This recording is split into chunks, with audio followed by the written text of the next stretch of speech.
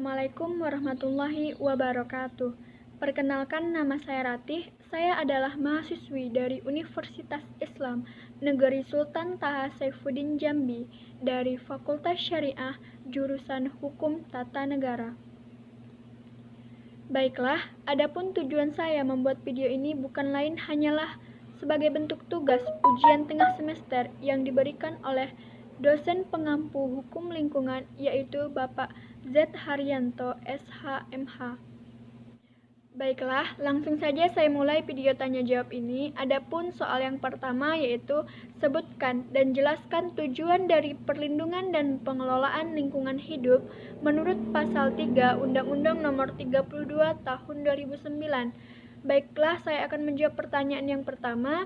Adapun tujuan dari perlindungan dan pengelolaan lingkungan hidup menurut pasal 3 Undang-Undang Nomor 32 Tahun 2009 tersebut yaitu ada 10. Yang pertama, melindungi wilayah negara kesatuan Republik Indonesia dari pencemaran dan kerusakan lingkungan hidup. Maksudnya adalah setiap kota atau daerah yang masih berada di wilayah Indonesia itu akan dilindungi dari pencemaran dan kerusakan lingkungan hidup yang ada di Indonesia. Tujuan yang kedua adalah menjamin keselamatan, kesehatan, dan kehidupan manusia. Jadi maksudnya adalah setiap warga negara yang masih berstatus Indonesia itu sudah dijamin keselamatan, kesehatan, dan kehidupan manusia tersebut. Tujuan yang ketiga adalah menjamin kelangsungan kehidupan makhluk hidup dan kelestarian ekosistem. Tujuan yang keempat adalah menjaga kelestarian fungsi lingkungan hidup. Tujuan yang kelima adalah mencapai keserasian, keselarasan, dan keseimbangan lingkungan hidup. Adapun tujuan yang keenam yaitu menjamin terpenuhinya keadilan generasi masa kini dan generasi masa depan. Tujuan yang ketujuh yaitu menjamin pemenuhan dan perlindungan hak atas lingkungan hidup dan sebagai bagian dari hak asasi manusia atau yang sering kita dengar yaitu HAM. Tujuan yang kedelapan yaitu mengendalikan pemanfaatan sumber daya alam secara bijaksana. Tujuan yang kesembilan adalah mewujudkan pembangunan berkelanjutan. Dan tujuan yang ke-10 adalah mengantisipasi isu lingkungan global. Dari paparan di atas, itu adalah 10 tujuan dari perlindungan dan pengelolaan lingkungan hidup menurut pasal 3 Undang-Undang Nomor 32 Tahun 2009. Langsung saja saya masuk ke pertanyaan yang kedua. Adapun pertanyaannya yaitu Pasal 2 Undang-Undang Nomor 32 Tahun 2009 merumuskan bahwa perlindungan dan pengelolaan lingkungan hidup dilaksanakan berdasarkan atas beberapa asas. Jelaskan. Saya akan menjawab pertanyaan yang kedua. Adapun menurut Pasal 2 Undang-Undang Nomor 32 Tahun 2009, asasnya tersebut ada 14. Yang pertama yaitu asas tanggung jawab, dan asas tanggung jawab itu terbagi menjadi 3. Yang pertama yaitu negara menjamin pemanfaatan sumber daya alam akan memberikan manfaat yang sebesar-besarnya bagi kesejahteraan dan mutu hidup rakyat, baik generasi masa kini dan generasi masa depan. Yang kedua yaitu negara menjamin hak warga negara atas lingkungan hidup yang baik dan sehat. Dan yang ketiga yaitu negara mencegah dilakukannya kegiatan pemanfaatan sumber daya alam yang menimbulkan pencemaran atau kerusakan lingkungan hidup. Asas yang kedua yaitu asas kelestarian dan berkelanjutan. Penjelasannya bahwa setiap orang memikul kewajiban dan tanggung jawab terhadap generasi mendatang dan terhadap sesamanya dalam satu generasi dengan melakukan upaya pelestarian, daya dukung ekosistem, dan memperbaiki kualitas lingkungan hidup. Selanjutnya yaitu asas yang ketiga. Asas yang ketiga yaitu asas keserasian dan keseimbangan. Penjelasannya bahwa pemanfaatan lingkungan hidup harus memperhatikan berbagai aspek seperti kepentingan ekonomi, sosial, budaya, dan perlindungan serta pelestarian ekosistem. Selanjutnya yaitu asas keempat. Asas keempat yaitu asas keterpaduan. Penjelasannya bahwa perlindungan dan pengelolaan lingkungan hidup dilakukan dengan memadukan berbagai unsur atau mensinergikan berbagai komponen terkait. Asas yang kelima yaitu asas manfaat. Penjelasannya bahwa segala usaha atau kegiatan pembangunan yang dilaksanakan sesuai dengan potensi sumber daya alam dan lingkungan hidup untuk peningkatan kesejahteraan masyarakat dan harkat manusia selaras dengan lingkungannya. Selanjutnya asas yang keenam yaitu asas kehati-hatian.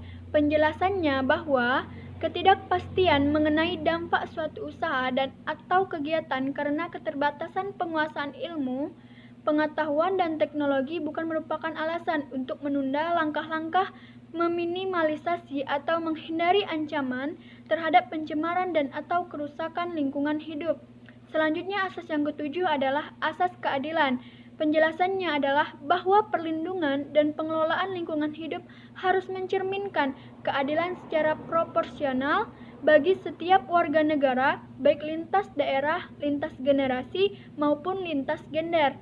Asas yang kedelapan adalah asas ekoregion. Penjelasannya bahwa perlindungan dan pengelolaan lingkungan hidup harus memperhatikan karakteristik sumber daya alam, ekosistem, kondisi geografis, budaya masyarakat setempat, dan kearifan lokal.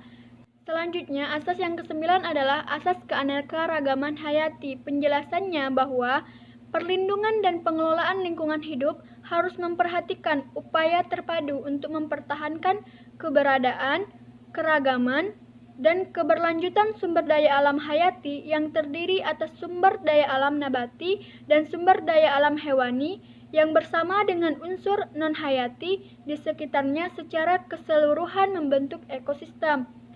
Asas yang ke-10 yaitu asas pencemar membayar. Penjelasannya bahwa setiap penanggung jawab yang usaha dan atau kegiatannya menimbulkan pencemaran dan atau kerusakan lingkungan hidup wajib menanggung biaya pemulihan lingkungan.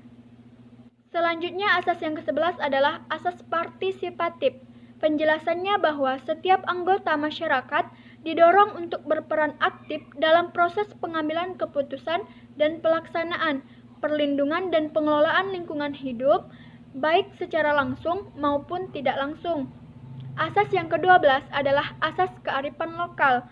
Penjelasannya bahwa dalam perlindungan dan pengelolaan lingkungan hidup harus memperhatikan nilai-nilai luhur yang berlaku dalam tata kehidupan masyarakat. Selanjutnya, asas yang ke-13. Asas yang ke-13 adalah asas tata kelola pemerintahan yang baik. Penjelasannya bahwa perlindungan dan pengelolaan lingkungan hidup dijiwai oleh prinsip partisipasi, transparansi, akuntabilitas, efisiensi, dan keadilan. Dan yang terakhir yaitu asas otonomi daerah. Penjelasannya bahwa pemerintahan dan pemerintahan daerah mengatur dan mengurus sendiri urusan pemerintahan di bidang perlindungan dan pengelolaan lingkungan hidup dengan memperhatikan kekhususan dan keragaman daerah dalam bingkai negara kesatuan Republik Indonesia. Langsung saja pertanyaan yang ketiga, adapun pertanyaannya yaitu pandemi COVID-19 yang melanda dunia termasuk tanah air Indonesia pada saat sekarang ini yang tentunya juga berdampak terhadap lingkungan hidup. Jelaskan pendapat saudara tentang dampak dimaksud dalam perspektif hukum lingkungan. Baiklah, saya akan menjawab tentang dampak COVID-19 yang terjadi di Indonesia. Dampaknya tersebut menurut saya sendiri itu ada dua. Yang pertama dampak positif dan yang kedua dampak negatif. Menurut saya dampak positif COVID-19 yang terjadi di Indonesia sekarang yang pertama adalah melihat kondisi polusi udara yang berkurang. Yang kedua yaitu kemacetan yang berkurang. Yang ketiga sepertinya manusia lebih banyak menghabiskan waktu di rumah bersama keluarga. Mungkin juga banyak yang melakukan ibadah. Dan selanjutnya yaitu dampak negatif.